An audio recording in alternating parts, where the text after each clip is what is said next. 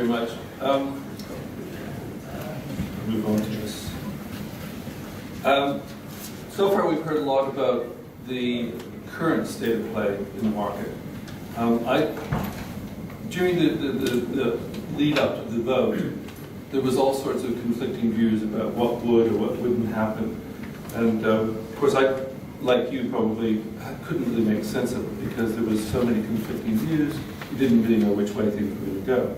We still don't really, because we don't know, because the political situation is so unstable for the moment. It's not clear where we're going to end up. But I thought we'd just step back and look at some of the issues. When I first came to the UK a long time ago, 1973, as a student, I was amazed how parochial London was at the time. It seemed very parochial, very backward in many ways, coming from Canada. And then I came back in '88 to do phase one of Canary Wharf. At that point, London was just starting to rev up. 2 years after the Big Bang, so the city was coming alive. There was a huge amount of demand for new space. It was a very optimistic period.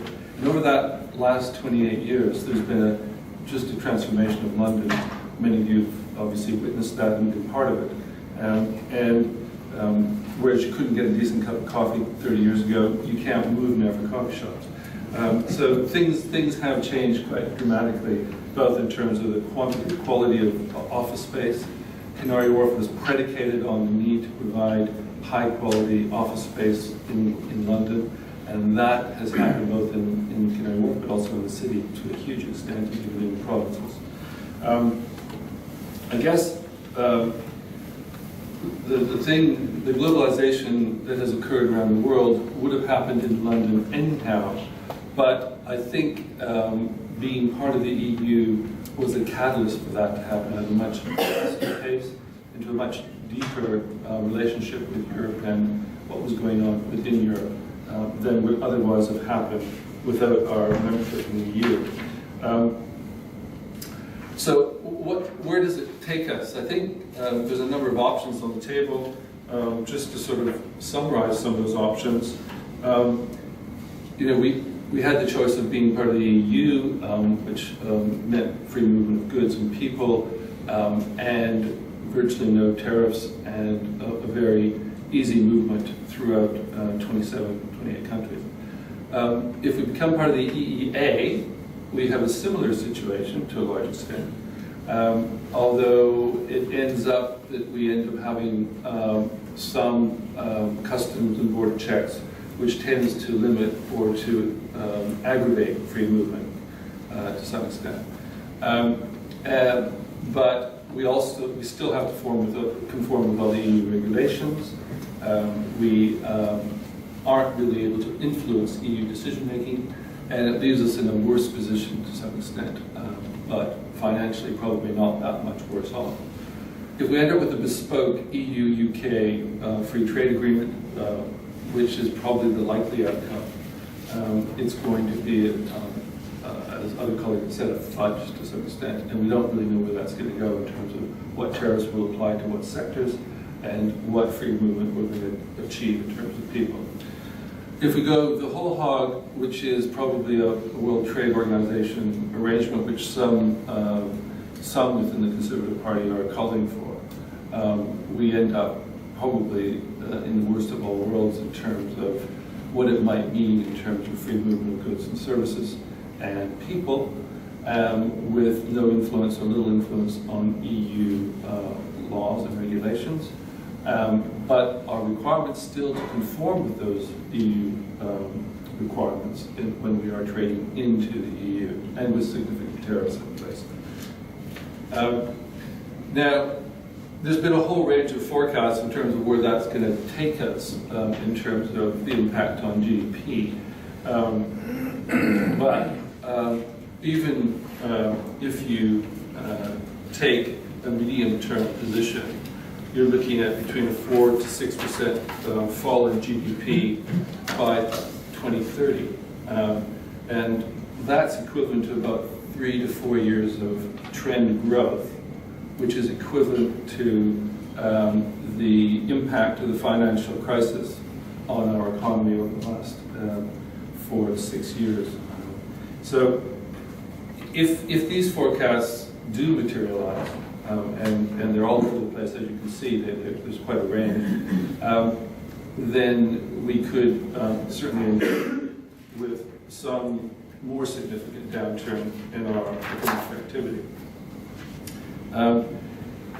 GDP growth in 17, obviously, again, has been up. This was a forecast about a month ago. The Bank of England has obviously just increased that to 1.4, I think it's 1.4. But pre-Brexit, we were looking to grow at 2.2%, so it's a significant decline from where we were likely to be. So, already before we come out of the EU, when we're still in the current EU trading arrangements, there's a big impact, and that impact is mostly anticipatory in terms of market expectations of where we're going to end up. The various forecasts for future inflation, again, are kind of all over the place. This was a forecast a few weeks ago. That's been now acknowledged by the Bank of England, and now we're looking at least 2.7 to 3% growth in inflation over the next year, which probably isn't very good for the markets. In terms of trade, with the EU, we currently trade, we export about 222 billion to the EU, about half of that to the US, and surprisingly, our third largest exporting partner is Switzerland, about 20 billion. And the rest of the world takes up the rest of it. I mean, I think the issue here for us is, why would we want to throw away an already very advantageous trading relationship with our partners, and then have to seek out new trading arrangements with the rest of the world, which will take some significant time.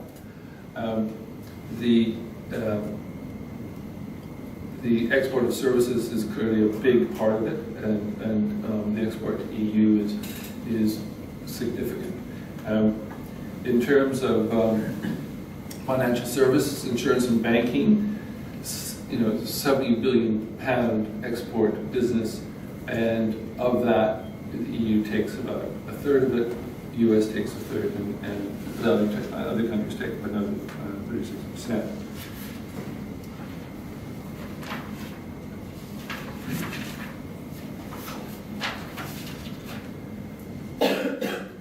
In terms of, if we end up in an EEA situation, the impact on gross value added, as you can see, is a decline of around 3.45% over the next decade or so. If we end up with a World Trade Organization arrangement, it's going to be significantly worse.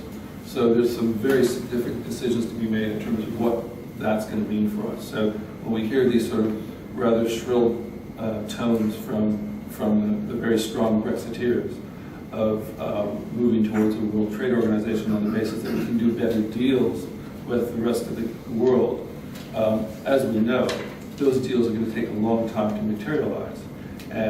From recent CETA in Canada and the EU took 7 years. So by 2030, in the next 10 to 15 years, we could be, under a WTO situation, 6 to 7% worse off in terms of gross value added to the economy. So overall, I think the expectation is that unemployment is going to tick up considerably by 2020. We could have another 500,000 people unemployed. We could be losing GDP of between 2.8 and 8.4%.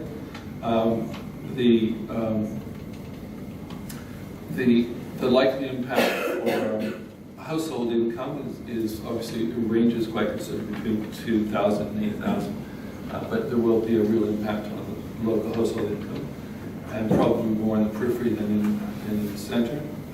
And a significant loss in tax revenues to the exchequer, which is potentially going to mean that they're going to have to either borrow a lot more, which would weaken sterling probably more, or they're going to have to come after a higher tax regime in some areas.